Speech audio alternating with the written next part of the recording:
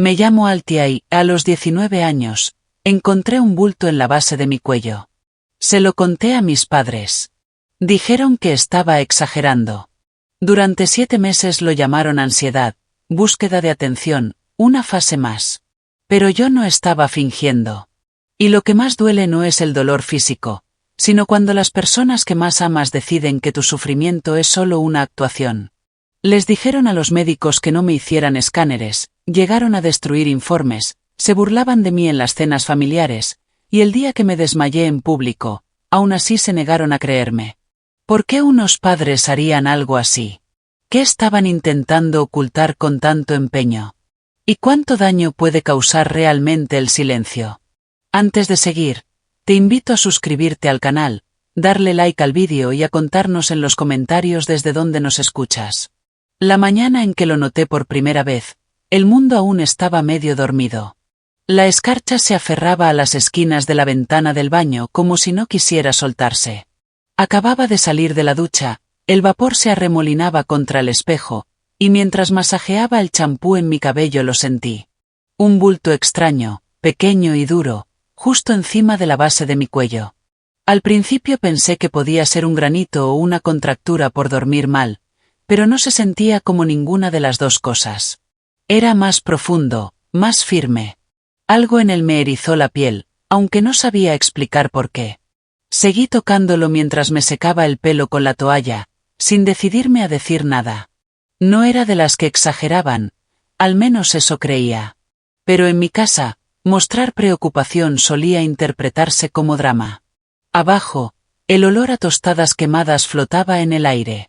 Papá ya estaba sentado en la mesa, escondido tras la sección de deportes del periódico como si fuera una barricada. Mamá miraba su teléfono con la vista perdida. Respiré hondo y me senté en mi sitio de siempre.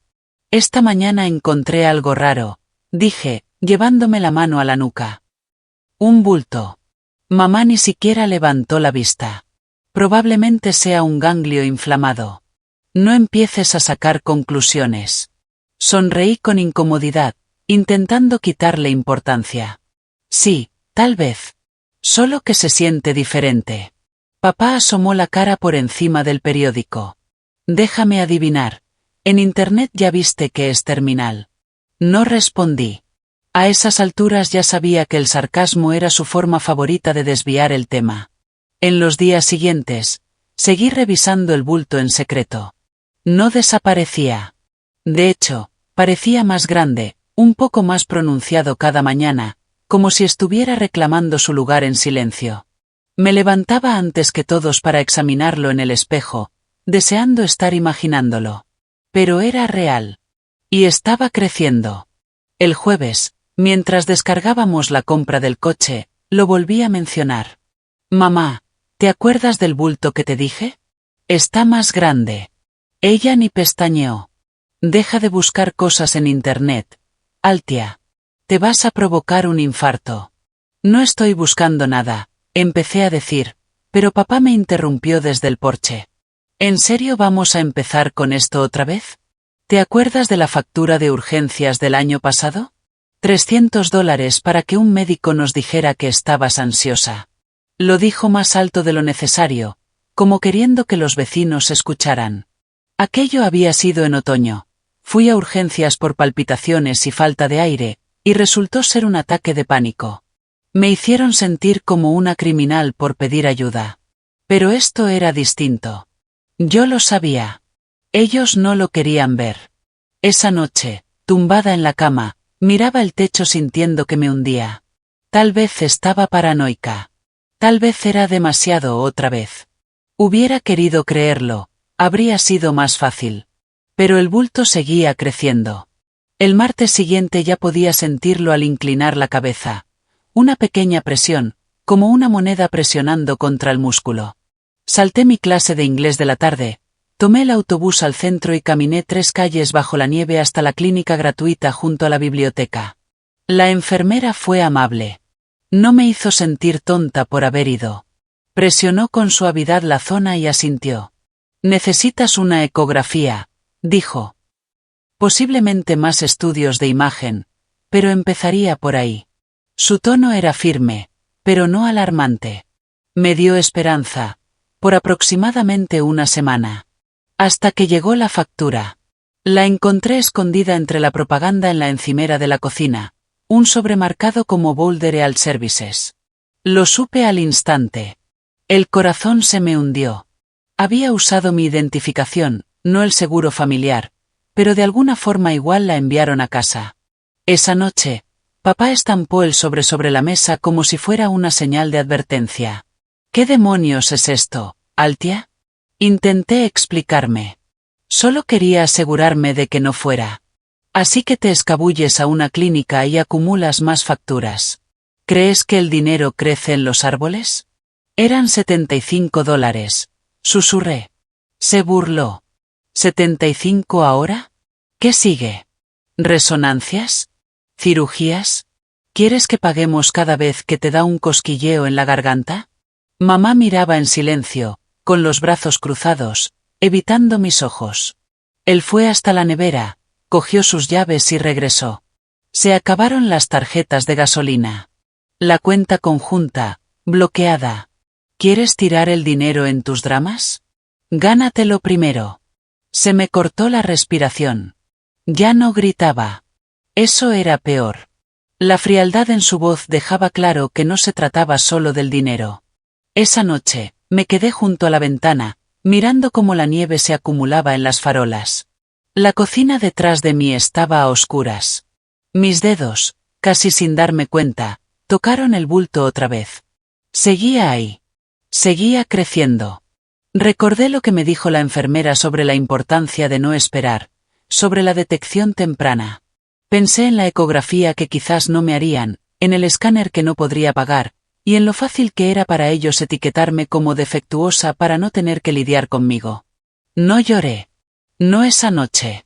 Me quedé allí hasta que se me entumecieron los pies. Porque entendí algo que no quería aceptar. No iban a ayudarme. Y eso significaba que tendría que aprender a ayudarme sola. Los días siguientes me moví por la casa como alguien que lleva demasiado tiempo en un lugar donde ya no es bienvenida. No hablaba casi. Ni con mis padres, ni con mis compañeros de trabajo, ni siquiera con la enfermera que llamó para dejar un mensaje sobre la cita para la ecografía. No devolví la llamada. ¿Para qué? La tarjeta de gasolina ya no estaba. Y tampoco la ilusión de que tenía a alguien de mi lado. En su lugar, empecé a escribir. En un cuaderno escondido bajo el colchón comencé a registrar cada síntoma. El dolor en el cuello que ahora se extendía al hombro, la sensación de tirantez al girar demasiado rápido, la presión que sentía en la cabeza al inclinarme hacia adelante, como si el cráneo intentara desprenderse de algo. Anotaba fechas, horas, frases que la gente decía. Las palabras de mi padre resonaban en mi cabeza como si estuvieran grabadas en mayúsculas. El drama no paga las cuentas.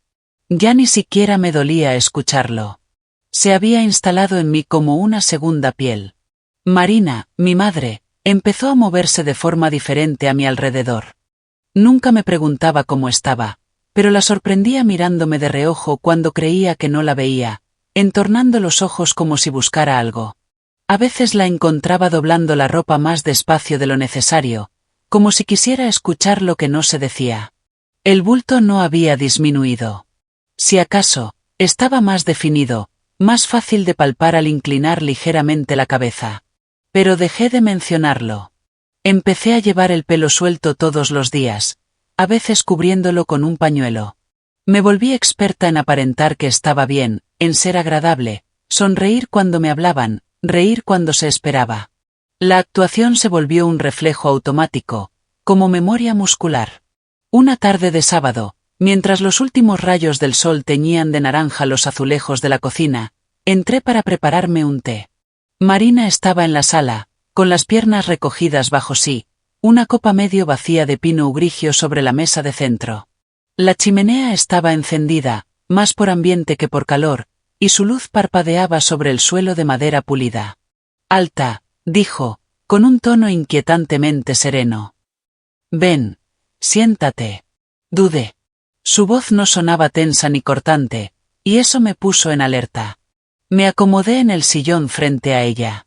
Sostenía algo en la mano. El estómago se me encogió. Era el informe de la clínica, la hoja que había doblado y escondido dentro de mi viejo libro de economía, bajo la cama. Tenía que haber registrado mi habitación.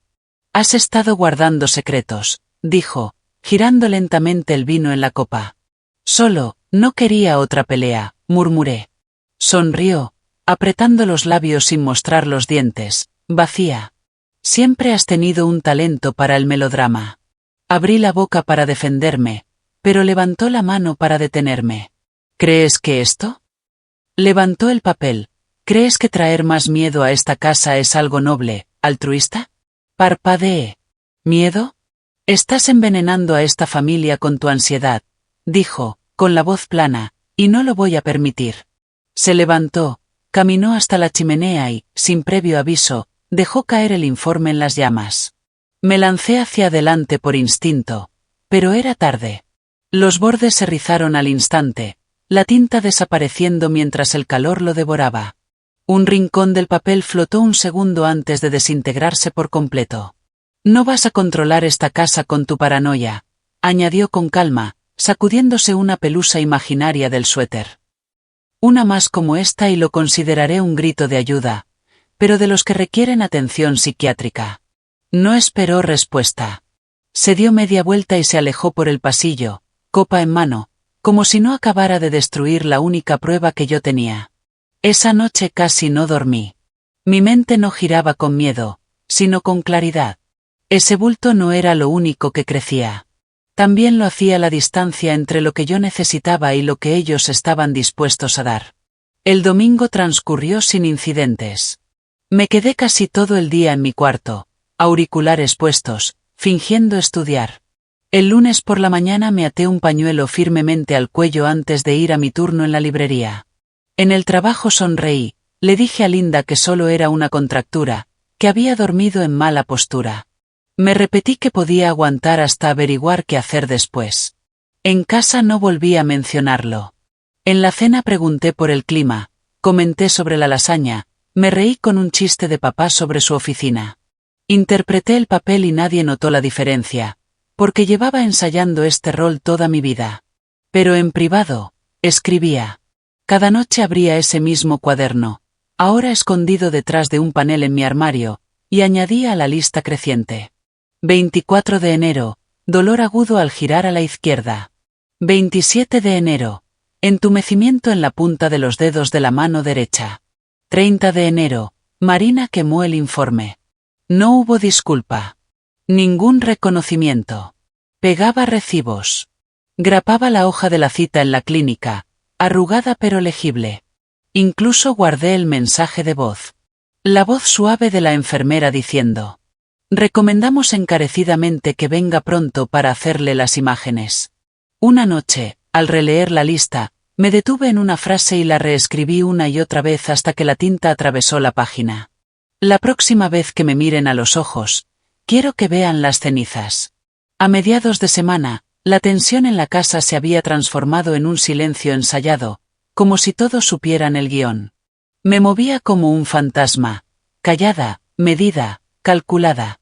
El dolor en mi cuello palpitaba con un ritmo constante, un recordatorio de que algo dentro de mí estaba cambiando, lo admitieran o no.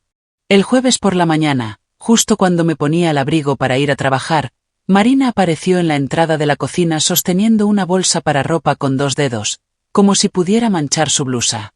Pruébate esto después del trabajo. La cena por el cumpleaños de tu abuelo es el sábado. Tienes que ir bien presentada. Me detuve con la mano en la puerta. ¿Es obligatorio? Su tono se afiló. Cumple 80 años. Vamos a tomar fotos. Espero que sonrías. No estoy segura de sentirme con ánimo, respondí con cautela. No alzó la voz. No le hizo falta. Entonces finge que sí. No discutí. Solo salí de casa. El sábado llegó rápido, envuelto en nieve fresca y un frío que se metía bajo la piel sin importar cuántas capas llevaras. La casa hervía de preparativos. Marina tenía la radio de la cocina encendida, sintonizada en jazz antiguo, tarareando mientras cortaba limones para las jarras de agua, como si fuéramos a recibir a la realeza. A media tarde, me entregó un vestido largo color vino.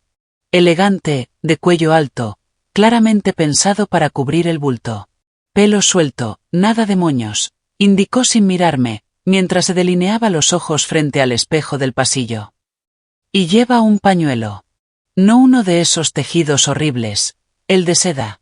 En el espejo del baño apenas me reconocí. La tela se ceñía en todas las formas que no quería. El cabello me caía sobre los hombros como una cortina. El pañuelo de seda, cuidadosamente colocado, completaba la ilusión. Por fuera estaba bien. Por dentro, mi piel ardía bajo cada hilo. Llegamos a casa de mi tío poco después de las 6. El lugar estaba cálido, lleno de ruido y del olor a potro y velas encendidas. Docenas de familiares que no veía desde hacía meses se saludaban con efusivos gritos y abrazos prolongados. Me senté en el extremo de la mesa. La luz del candelabro iluminaba suavemente los manteles, pero las náuseas ya empezaban a apoderarse de mí. Llevé una mano al estómago, esperando que nadie lo notara. «Te ves más delgada, cariño», me dijo una voz cercana. Mi tía Marlene, sí, otra más, comentó desde el otro extremo de la mesa. Antes de que pudiera responder, la voz de mi madre se interpuso, suave y calculada. Alta solo está cuidando los carbohidratos últimamente. Clavé la vista en mi plato. Desde el otro extremo, mi padre soltó una carcajada. Hemos criado a toda una generación de flores de cristal. No pueden ni aguantar una cena sin marchitarse. La mesa entera rió. Yo no.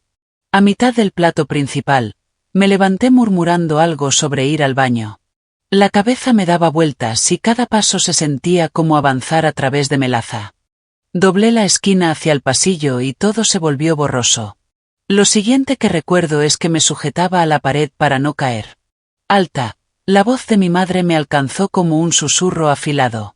Un instante después apareció, me tomó del codo y me condujo a un pequeño cuarto de almacenamiento.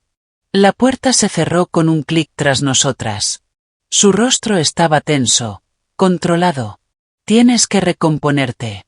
Me tambaleé ligeramente, intentando respirar. Lo intento, no me siento. No me importa, interrumpió, cortante. Sonríe o vete. No voy a permitir que arruines el nombre de esta familia por uno de tus episodios. La voz me tembló. Te importa más la apariencia que mi vida. La bofetada llegó tan rápido que no la procesé hasta que me ardió la mejilla. No fue fuerte en sonido, pero sí en precisión. Los oídos me zumbaban. Ella se ajustó el pañuelo, recolocó la pulsera en su muñeca. Lávate la cara, arréglate el labial y vuelve a la mesa. O márchate ahora y no vuelvas.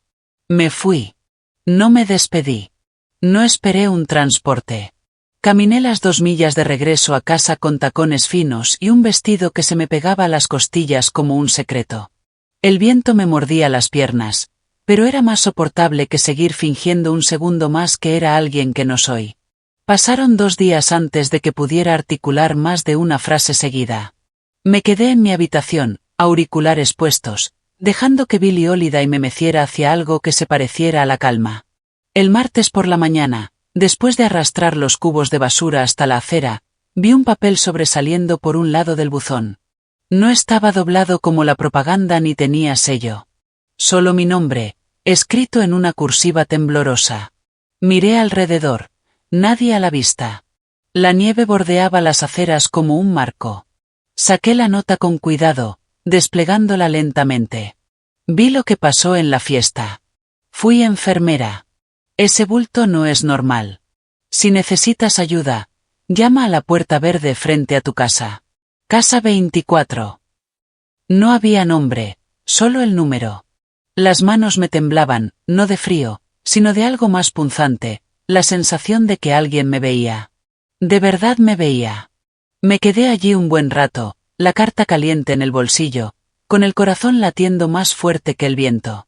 La guardé en el cajón de los calcetines, entre lana gruesa y una vieja tarjeta de cumpleaños de mi tía.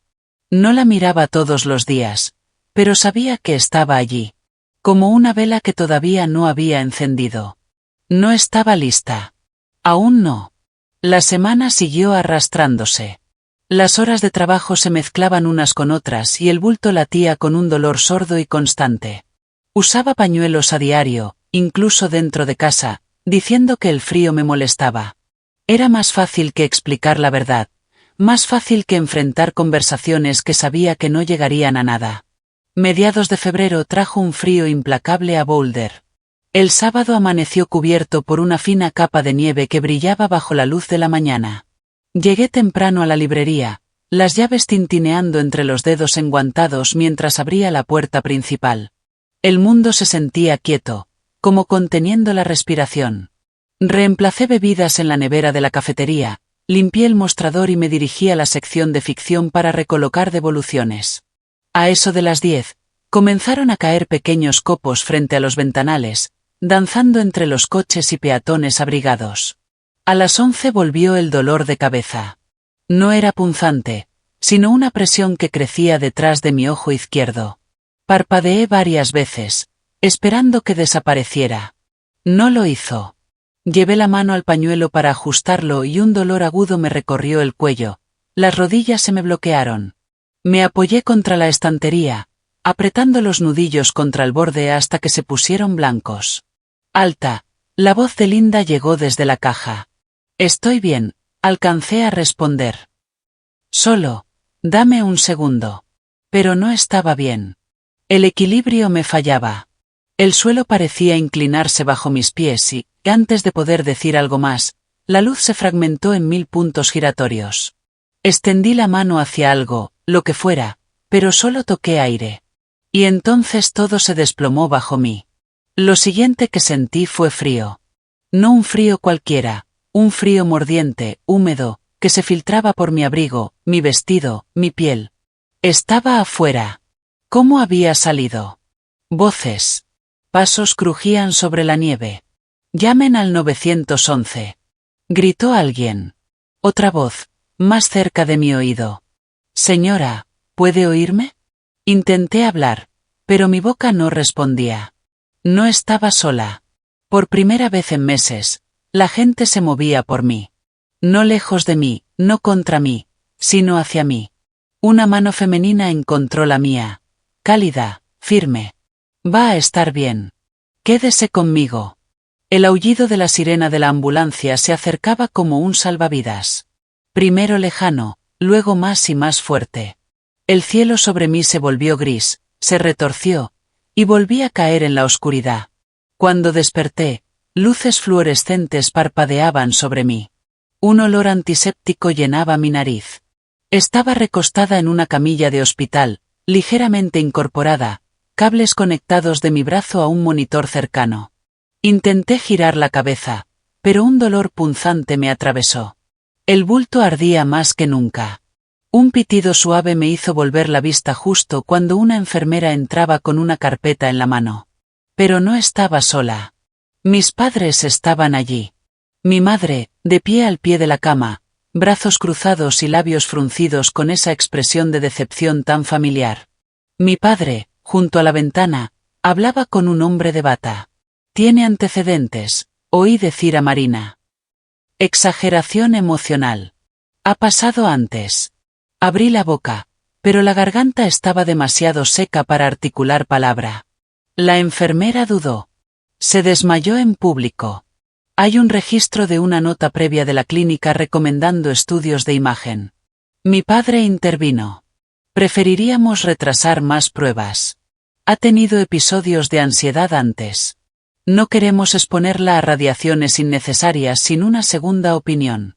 No me desmayé, susurré, apenas audible. Pero nadie giró la cabeza. Nadie me miró. El protocolo siguió su curso. Me dejaron en observación, me administraron suero y análisis básicos de sangre. Nada de imágenes. 3 horas después me dieron el alta con un diagnóstico de fatiga y deshidratación. Sin escáneres. Sin respuestas. Ya en casa, Marina cerró la puerta del coche de un golpe firme. No dijo nada hasta que estuvimos dentro de la casa. «No voy a permitir otra escena como la de hoy», dijo, quitándose el abrigo con un movimiento seco. «¿Te das cuenta de lo humillante que fue? Desmayarte así delante de todo el mundo. Otra vez». Me dejé caer en el sofá, con la cabeza latiendo como un tambor. No me desmayé a propósito. Su voz se afiló. Estás haciendo que esta familia parezca inestable. Si lo que necesitas es atención, dilo. Pero no juegues con los hospitales. Me giré, negándome a seguir discutiendo. Esa noche, mucho después de que la casa quedara en silencio, me senté en el suelo, con las piernas cruzadas, y abrí el cajón de los calcetines. Saqué la carta de la casa número 24. Volví a leer aquellas palabras temblorosas bajo la luz de la lámpara. Alguien me había visto. Alguien me creía. Y aún así, no había ido. Dejé la carta sobre la mesita de noche y saqué mi cuaderno del armario, hojeando páginas llenas de síntomas, fechas y frases escuchadas al pasar. En una hoja en blanco escribí en mayúsculas, Plan B. Y debajo, una sola frase. Ellos no quieren que me cure. No esperé mucho. 2 mañanas después de escribirlo, desperté con una nueva oleada de náuseas que me golpeó antes incluso de bajar las piernas de la cama. El equilibrio estaba peor.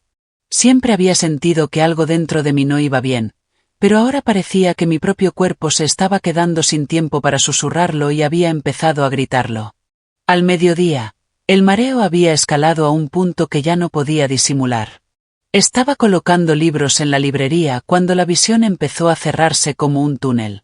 Me aferré a la estantería, parpadeando rápido. Las letras en los lomos se disolvían como acuarelas. Linda, mi jefa, lo notó de inmediato. No te ves bien, dijo con suavidad. ¿Quieres que llame a alguien? Negué con la cabeza. No, susurré, intentando estabilizar la respiración. Pero creo que necesito volver a urgencias. No lo dudó. A las 2 de la tarde, estaba en una silla de ruedas, envuelta en una manta fina del hospital, mientras me empujaban por un pasillo que olía a desinfectante y café rancio. Mi madre ya estaba en la sala de espera cuando me trajeron. Mi padre llegó 15 minutos después, hablando por teléfono sobre un retraso en un pedido de su oficina, más molesto por la mercancía que por mí. Cuando me trasladaron a una sala de triaje, escuché cómo discutían en voz baja detrás de la cortina. ¿Dijo que volvió a desmayarse?, preguntó una enfermera. El tono de mi madre era ensayado. Tiene estos episodios. Siempre es dramático, pero nunca grave. Exagera. Es algo que corre en la familia. La enfermera murmuró algo antes de entrar. ¿Eres Altia? Asentí con debilidad. Sí. El doctor Chen vendrá enseguida. Ese nombre se me quedó clavado en el pecho. Cuando entró, lo reconocí al instante. Alto, de voz suave, con las gafas resbalando apenas sobre el puente de la nariz. Sus ojos no me atravesaron como los de la mayoría, se posaron en mí y se quedaron ahí. Hola, soy Elías Chen, dijo. Residente de neurología. Voy a revisarte. Se presentó a mis padres con la misma cortesía, pero vi cómo su mirada cambiaba cuando mi padre interrumpió para recordarle que no autorizaban estudios de imagen. Lo entiendo, respondió él, tranquilo. Primero voy a revisar unas cosas. Cerró la cortina y me indicó que me sentara en la camilla. Se lavó las manos, se puso guantes y comenzó la exploración sin palabras innecesarias. Cuando presionó ligeramente en la base de mi cráneo, solté un quejido involuntario. ¿Demasiado?, preguntó. Asentí. Mareos. Náuseas. Ambos. Hizo una pausa. ¿Quieres hablar conmigo en privado? Se me cortó la respiración. Asentí una vez. No dudó. Dame unos minutos. Salió y escuché cómo pedía amablemente a mis padres que le dejaran espacio para una evaluación neurológica. Funcionó. Sus voces se apagaron. La puerta se cerró. En esa habitación, solo con el zumbido de las luces fluorescentes, arrastró una silla junto a mí. Voy a hacerte unas preguntas, dijo. Pero su voz no era clínica. Era cercana, personal. No lo miré al responder en un susurro.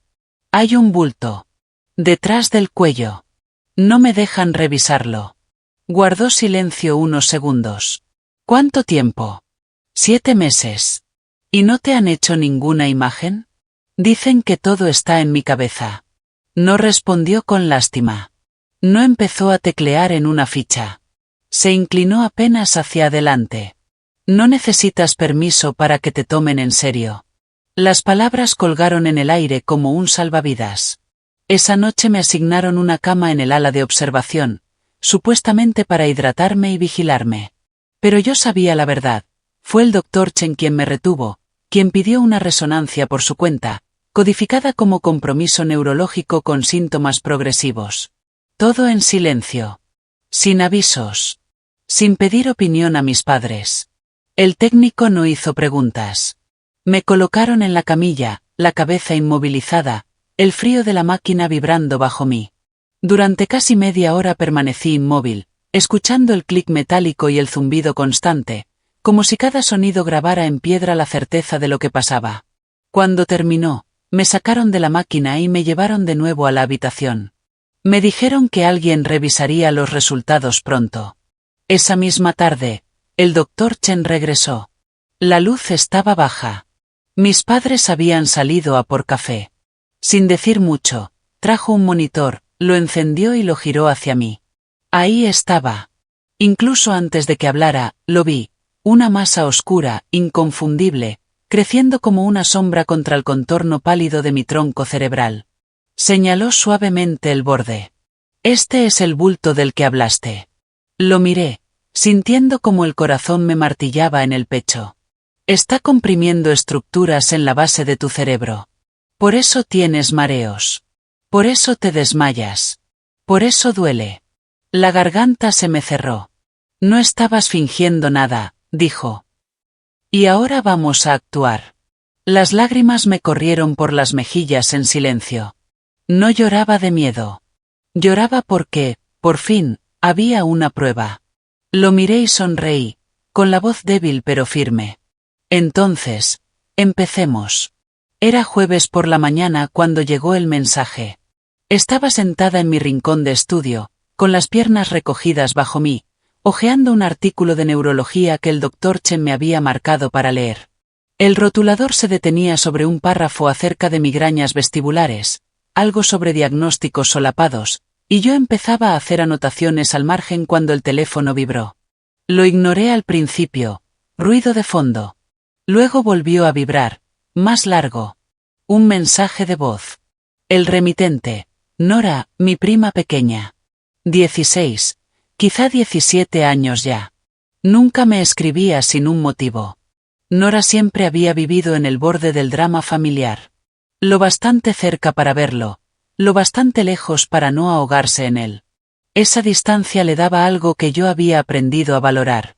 Perspectiva. Tomé el teléfono, le di la vuelta y presioné play. Al principio solo escuché ruido ambiente, cubiertos chocando, conversaciones cruzadas, risas lejanas. Luego, debajo de todo eso, otra cosa. Una voz. Familiar. Afilada. Inconfundible. La de mi madre. Si le dejas creer que es real, se vuelve real. Las palabras venían envueltas en una condescendencia azucarada, controlada, ensayada. Ese tono que reservaba para cenas formales y comentarios envenenados. Después, otra voz masculina, con un deje burlón. Mi tío Griffin. Ahora cree que tiene un tumor. La semana que viene será un problema del corazón. Risas. Ligeras. Indiferentes. Crueles. Me quedé inmóvil. No sorprendida. No en shock. Solo, muy quieta. El audio terminó, pero seguía sonando en mi cabeza como algo que se niega a morir en silencio. Y lo más extraño fue que no lloré. No esta vez. Lo escuché otra vez, más despacio, pausando entre frases, dejando que cada palabra calara hondo. No porque no entendiera lo que decían, sino porque por fin lo entendía. No había margen para interpretaciones. No quedaba lugar para el beneficio de la duda. No era un malentendido. Era negación. Deliberada.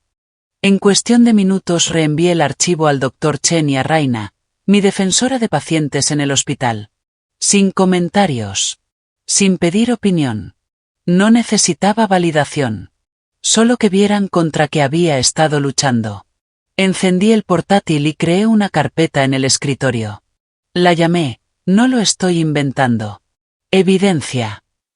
Dentro puse todo, mis resonancias, análisis de sangre, notas diagnósticas, transcripciones de mi diario personal con conversaciones que nunca llegaron a los historiales médicos. Subí el audio junto con sus metadatos. Escaneé recibos de la clínica gratuita a la que fui cuando perdí el seguro. Correos electrónicos con fechas y horas. Mi registro de síntomas, codificado por colores según la intensidad. Ya no se trataba de rogar por atención médica, ni de suplicar empatía. Era documentación para uso legal, para protección, para la verdad. Esa misma tarde, mis padres aparecieron, sin ser invitados, en mi cita de seguimiento con el Dr. Chen. Los esperé en el vestíbulo del hospital, de pie junto a las sillas de cuero azul junto al mostrador de admisión. Marina me vio primero. Iremos contigo, dijo, avanzando hacia los ascensores. No, respondí. Parpadeó, confundida. ¿Qué? No vais a entrar conmigo. Su tono se afiló como una navaja recién desenvainada. Tú no pones las reglas, Altia. Esto no va de. Ya habéis dicho lo vuestro, la interrumpí, firme. Ahora es mi turno. Dio medio paso atrás. Mi padre permaneció a su lado, callado, inmóvil. En ese momento apareció el Dr. Chen. Nos miró a todos, luego a mí. Asentí. No necesitaba más contexto. Dentro de la consulta, algo en el aire había cambiado. No era tensión. Era verdad, por fin con espacio para respirar. Me entregó un papel del departamento legal del hospital, un contacto para pacientes que creían haber sufrido negligencia sistémica. Lo doblé una vez. Luego otra. Sin vacilar. 2 días después, me reuní de nuevo con Raina. Pero esta vez no era solo defensa, era registro. Estábamos en su pequeña oficina, al final del pasillo, con las persianas bajadas y la luz del sol filtrándose suave sobre su escritorio. Sus ojos recorrían las impresiones que le llevaba, la memoria USB que deslicé hacia ella. Han bloqueado deliberadamente tu acceso a la atención médica, dijo en voz baja. No pestañeé. Esta grabación añade otra capa, añadió. Asentí, serena. Hay más, dije. Todo está organizado por fecha. Me miró más tiempo del habitual. ¿Te has estado preparando para esto? No, respondí con claridad. He estado sobreviviendo. Es diferente. Esa noche no bajé a cenar. Me quedé en mi cuarto, sin luz, con los auriculares puestos. Releí la transcripción que había hecho del audio, cada palabra impresa en su propia hoja, centrada. No por dramatismo. Por impacto. Por verdad. Las metí en un sobremanila y escribí en el frente, con rotulador negro. Para el día en que intenten negarlo todo. Lo guardé bajo llave en mi escritorio. No por venganza. Por memoria. Por justicia. A las 9:12 de la noche, el teléfono vibró de nuevo. ¿Estás bien? Era Nora. Miré su mensaje antes de responder. Más que bien. Gracias. No sabes lo que significó esa grabación. Contestó enseguida. Creo que sí lo sé, pero ten cuidado. Están hablando. Leí esas palabras. Están hablando. Por supuesto que lo estaban. Cerré el chat. Volví a abrir el archivo de audio. Lo dejé llenarme los oídos. No para herirme, ni para atormentarme, sino para recordarme. Esto nunca fue mi imaginación. No era ansiedad. Era real. Guardé otra copia en un disco externo. Otra en la nube. Rotulé cada versión con fecha y hora. Luego saqué un segundo USB y lo metí en la caja bajo mi cama, la que decía emergencia. Dentro estaban mis directrices médicas, copias de mi identificación, y ahora, esto. Me quedé sentada en el suelo, sin hacer nada. Solo respirando. Y susurré en voz baja, no para el eco ni para el drama, sino para la claridad. Ahora ya no pueden hablar por mí. Y lo decía en serio. Por primera vez, No necesitaba defender mi voz. Solo usarla. Deliberada. Irrefutable. Sin disculpas. Una página. Un archivo. Una verdad a la vez. La reacción no tardó en llegar. Nunca tarda cuando el silencio es la moneda favorita de tu familia y alguien se atreve a romperlo. Era domingo por la tarde cuando Nora llamó. Acababa de terminar de doblar ropa, mirando el vapor elevarse de la taza junto a mí, cuando su nombre apareció en la pantalla. Contesté rápido, sin esperar el sonido que me recibió. Un llanto crudo, entrecortado, ahogado. Me acorralaron en el brunch, susurró entre sollozos. Tu madre y Griffin. Dijeron que inventé la grabación. Me incorporé de golpe. ¿Qué? Dicen que manipulé el archivo, que estoy envenenando a la familia. Y mi padre, está furioso. Dice que lo avergoncé. Sentí el pecho apretarse. Nora, no hiciste nada malo. Respiró hondo, intentando calmarse. Quieren que me disculpe públicamente. Que diga que fue un error, que malinterpreté lo que escuché. ¿Y qué les dijiste? Hubo una pausa, y luego, con más fuerza. Les dije, no estáis protegiendo a una familia. Estáis protegiendo mentiras. Cerré los ojos un instante, sobrecogida por una mezcla de orgullo y tristeza. Apenas tenía 16 años, y estaba plantándose con más firmeza que adultos que deberían saberlo mejor. Lo siento mucho, le dije. No lo sientas. Sabía lo que hacía. Su voz se fue afirmando, como si el miedo se hubiera transformado en claridad a mitad de la llamada. Pero debes tener cuidado. Están hablando de adelantarse a esto, de controlar la narrativa. Así lo dijeron. Por supuesto que lo harían. Después de colgar, me quedé en silencio, escuchando el zumbido de la secadora. Esa misma máquina que durante años había girado mis camisas ahora sonaba como un tambor de guerra en una casa demasiado quieta. Nora no merecía recibir golpes por decir la verdad. Pero su valentía empujó algo en mi interior hacia un punto de no retorno. El tiempo de callar había terminado.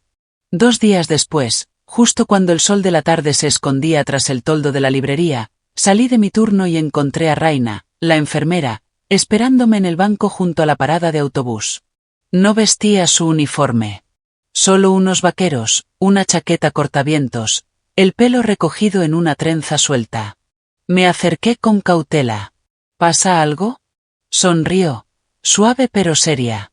No, pero tengo algo para ti. Metió la mano en su bolso y sacó un sobremanila.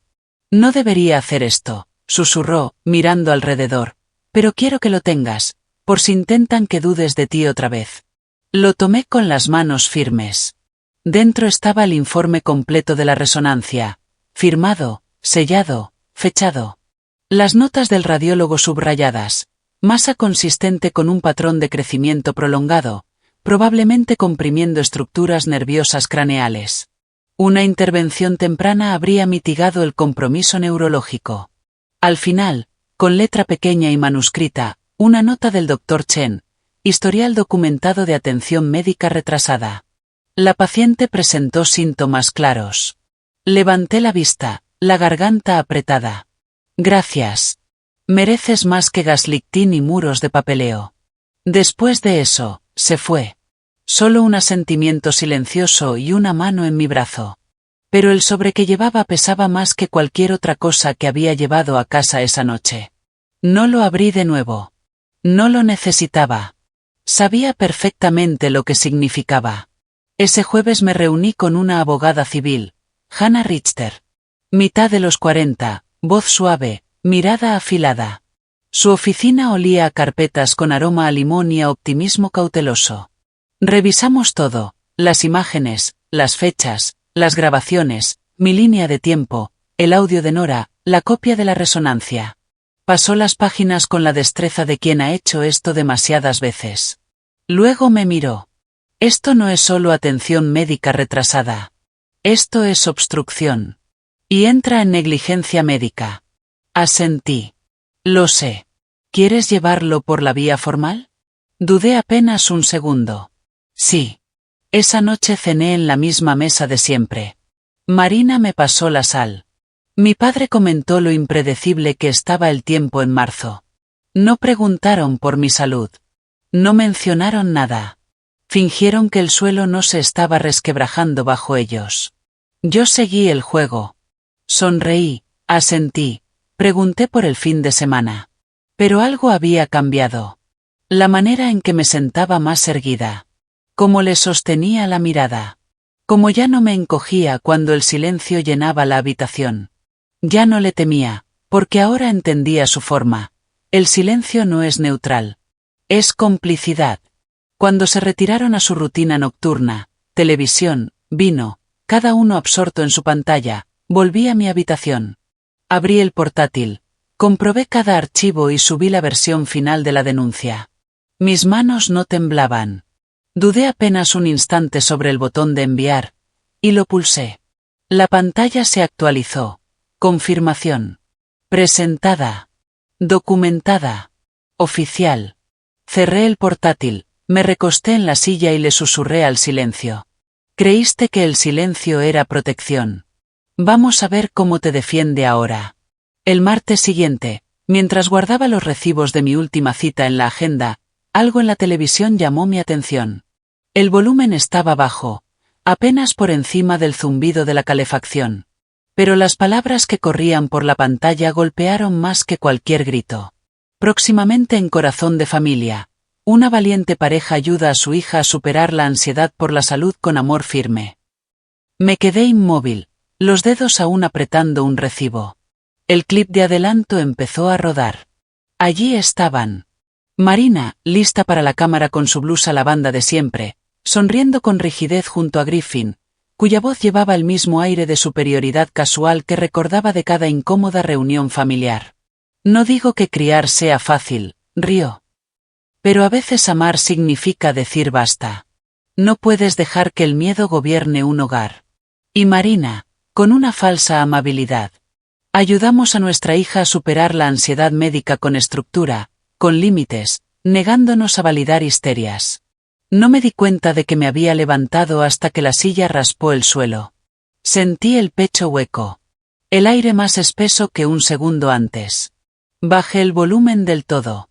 No necesitaba escuchar más. Ya había oído suficientes mentiras para reconocerlas a cualquier volumen. Ya no les bastaba con desacreditarme a puerta cerrada. Ahora lo empaquetaban para emitirlo, usando mi trauma como una oportunidad de marketing familiar. A media tarde, el clip ya circulaba en redes. Mi prima Nora me envió una grabación de pantalla acompañada de 3 palabras. Están doblando la apuesta. No respondí al instante. No podía. En su lugar, llamé al Dr. Chen. Respondió al segundo timbre. Lo vi, dijo antes de que pudiera presentarme. No hables con la prensa. Nosotros nos encargaremos. No voy a salir en televisión, respondí. Pero tampoco voy a quedarme callada. Guardó silencio un momento, luego comprendió. Esa noche, en un rincón tranquilo de la oficina de Raina, la vi deslizar un sobresellado sobre la mesa. Sin remitente, dijo. Nos dijeron que lo entregáramos directamente a los productores. Lo abrí. Dentro estaba todo, limpio y preciso. Una copia de mis resonancias, una carta notariada del Dr. Chen detallando la cronología de mis síntomas ignorados, mi grabación original, capturas de pantalla de rechazos de citas médicas, la denuncia legal formal. No estamos filtrando nada, aclaró Raina. Estamos corrigiendo la narrativa. A las 10:30 de la mañana siguiente, el segmento del programa fue retirado. Al mediodía, apareció un breve comunicado en sus redes. Debido a nueva información sobre el contenido de nuestro próximo episodio, hemos decidido cancelar la emisión. Seguimos comprometidos con historias alineadas con la verdad, la dignidad y la integridad médica. Por la tarde, los patrocinadores comenzaron a retirarse. El equipo de producción emitió una disculpa adicional, no a mí por nombre, pero sí a quienes habían visto tergiversada su experiencia durante la preparación del programa. Marina y Griffin desaparecieron de los medios casi de inmediato. Por primera vez en meses, no me sentí invisible. Y, sin embargo, no presumí. No publiqué capturas. No corrí a dar entrevistas. Ni siquiera respondí a la avalancha de mensajes que Nora me reenvió de parientes lejanos. Algunos pedían disculpas, otros seguían aferrados a la negación. Ese jueves escribí. Publiqué una carta abierta en línea titulada «No lo estaba fingiendo». No era un texto rimbombante, solo mi voz en mis palabras. No di nombres. No hacía falta. Describí el dolor lento de no ser creída. La erosión de la autoestima cuando tu cuerpo grita y quienes deberían protegerte se tapan los oídos. Expliqué lo que significaba crecer aprendiendo que la enfermedad es sinónimo de debilidad, que la ayuda es condicional y que el silencio es más seguro que la verdad, hasta que deja de serlo. En 2 días, la carta había sido compartida más de 70.000 veces. Jóvenes me enviaban entradas de sus propios diarios. Padres escribían que habían reconsiderado cómo habían manejado los miedos de salud de sus hijos. Algunas enfermeras y terapeutas me agradecieron por ayudarles a ver señales que antes pasaban por alto. No respondí a todos. No podía. Pero leí cada mensaje, a menudo con las manos temblorosas. No buscaba venganza. Buscaba reconocimiento. Y ahora lo tenía. Una semana después, estaba frente a la casa número 24, el mismo bungalow de Puerta Verde donde una desconocida había deslizado una nota que inició esta segunda vida. En mis manos llevaba una carpeta.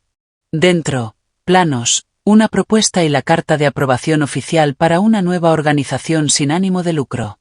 Su misión, apoyar a jóvenes a quienes se les negó atención médica por parte de su familia, ya fuera de forma intencional o por negligencia. La llamaríamos Second Voice Foundation, Fundación Segunda Voz, porque para personas como yo, la primera voz suele ser ignorada, y a veces, la segunda te salva la vida. Las sillas plegables estaban dispuestas en filas ordenadas bajo la luz ámbar de las lámparas. En cada asiento, un tríptico sencillo impreso en cartulina marfil, con tipografía serif en gris carbón, Second Voice Foundation evento de lanzamiento. Debajo del título, una línea en cursiva más suave, para quienes escucharon, todo está en tu cabeza. Me encontraba entre bastidores, con las palmas apoyadas suavemente en el borde del podio. Mis notas estaban perfectamente sujetas con clips, apenas arrugadas a pesar de cuántas veces las había revisado. Respiré despacio, por la nariz, por la boca, cada inhalación anclándome en el momento. No ensayada. No impostada. Solo presente. Rea ajustó el micrófono por última vez. Sus ojos buscaron los míos como un espejo, transmitiendo ánimo sin una sola palabra. El leve asentimiento que me dio pesaba más que cualquier discurso. Nora estaba ya sentada en la segunda fila, postura tranquila, manos entrelazadas sobre el regazo, mirada atenta y firme. Parecía mayor que cuando la conocí. No en edad, sino en verdad. Llevaba esa madurez silenciosa que solo llega después de sobrevivir algo y aún así elegir la ternura. Ella no era la única que había crecido. Yo también. Solo había pasado 1 año, pero se sentía como toda una vida dejando ir lo que no me pertenecía. 1 año desaprendiendo cómo encogerme y reaprendiendo cómo erguirme, no solo físicamente, sino emocional, legal y espiritualmente. La demanda se había resuelto discretamente en julio. Sin cámaras, sin salas de juicio, sin un acto final que cerrara todo con un lazo. Mi abogado, en su tono preciso, lo llamó un desenlace decisivo. El equipo legal de ellos, como era de esperar, lo describió como un desafortunado malentendido familiar. La indemnización cubrió el resto de mis gastos médicos y los costes de poner en marcha la fundación. Registro, licencias, gastos iniciales. No era dinero para silenciarme. Era capital semilla. Y me negué a permitir que lo interpretaran de otra forma. No asistí a la mediación final. Elegí no soportar otra conversación en la que la verdad se tratara como algo negociable. No quería estar en otra sala donde la palabra integridad significara algo distinto según quien la pronunciara. No hubo disculpas. Ni una sola llamada, carta o mensaje desde el día en que retiraron el segmento de televisión.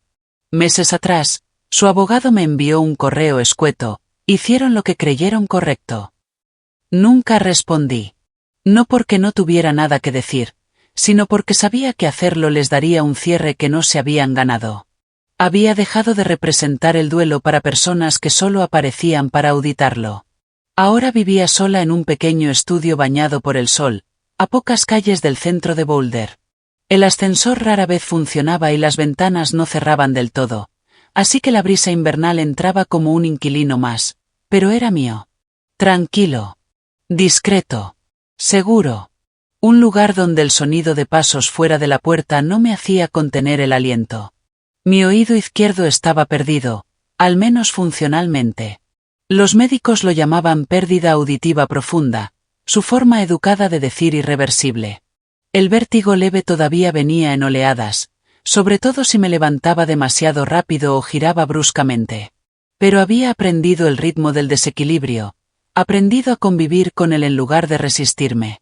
Y, lo más importante, había dejado de ocultar la forma en que eso había transformado mi vida. Esa noche era prueba de ello. El lanzamiento de Second Voice Foundation no era solo un hito, era una declaración de que no iba a seguir sobreviviendo en silencio. Que mi historia, y la de mujeres como yo, merecía un lugar en el mundo. Me asomé por última vez entre las cortinas. En la primera fila estaba sentada una mujer de cabello plateado hasta los hombros. Levantó la mano apenas al verme, con un saludo suave. House 24. Así me había presentado el refugio la noche en que se sentó junto a mí en silencio, cuando el mundo parecía inhabitable. Aún no sabía su nombre. Nunca me pidió agradecimientos. Simplemente estaba allí, entonces y ahora. Crucé la mirada con Nora. Me dedicó 2 pulgares arriba exagerados y una sonrisa amplia que me aflojó el pecho. Le devolví la sonrisa. El aire, por fin, volvió a entrar con facilidad.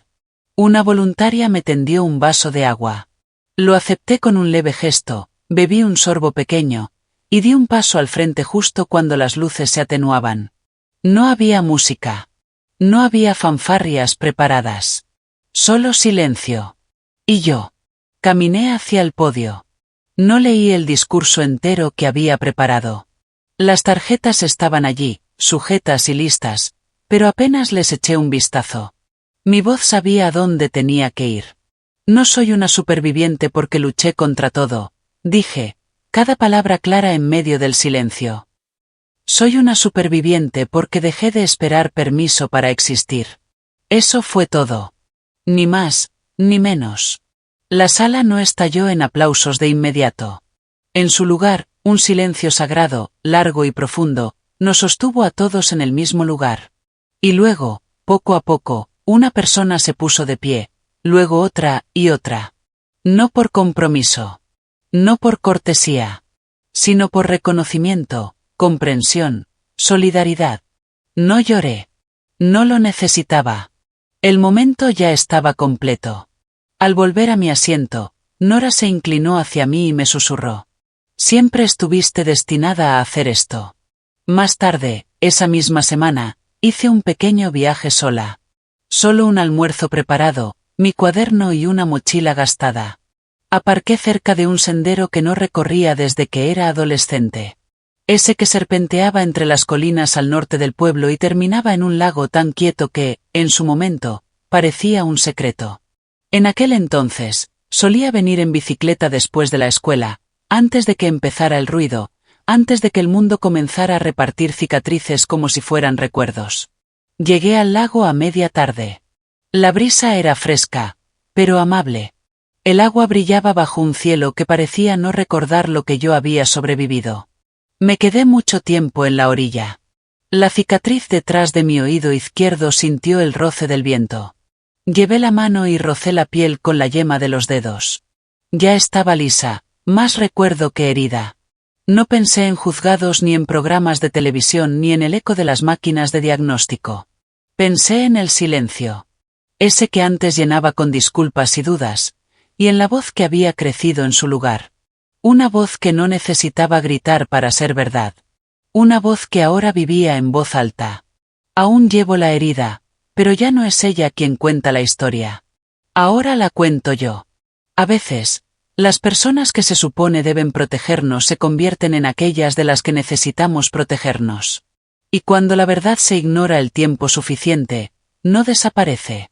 Se vuelve más fuerte. Más afilada. Innegable. ¿Alguna vez te han ignorado cuando intentabas contar tu verdad? ¿O te han dicho que tu dolor estaba solo en tu cabeza? Cuéntame tu experiencia en los comentarios. Me encantaría saber cómo encontraste tu voz. Si esta historia te ha llegado, no olvides suscribirte para más relatos reales que revelan las batallas silenciosas que ocurren a puerta cerrada. Tu historia puede ser